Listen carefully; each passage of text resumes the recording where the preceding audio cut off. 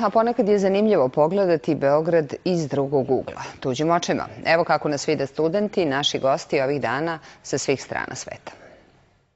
Svako je zove drugačije, a mi smo ponosni na običnu srpsku vunicu. Svi oni ponosni su na to što su od nje uspeli da naprave. Izradili smo narukvicu i danas radimo torbice. Mislim da ćemo svaki dan nešto sve teže raditi, sve smo bolji u tome.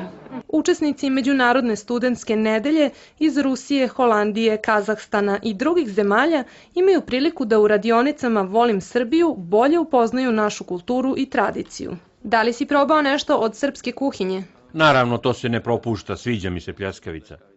Hrana je sjajna. Preporučit ću mojim prijateljima iz Kazahstana da dođu i probaju srpske specijalitete.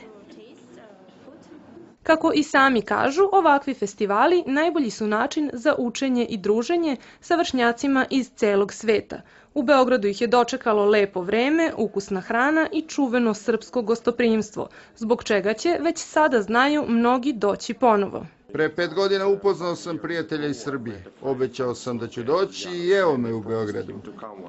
Anke iz Holandije, dobar dan, naučila je da kaže još u svojoj zemlji, gde studira srpski jezik. To je bio i glavni motiv dolaska u Beograd.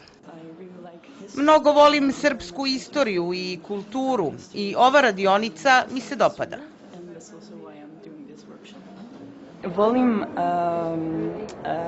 frazu kako da ne. Ispunjen dan od jutra do večeri i tako će biti do 24. jula kada se završava Međunarodna studentska nedelja. Tada će razmeniti brojeve telefona i e-mail adrese da ne zaborave jedni druge i Beograd. Do novog susreta.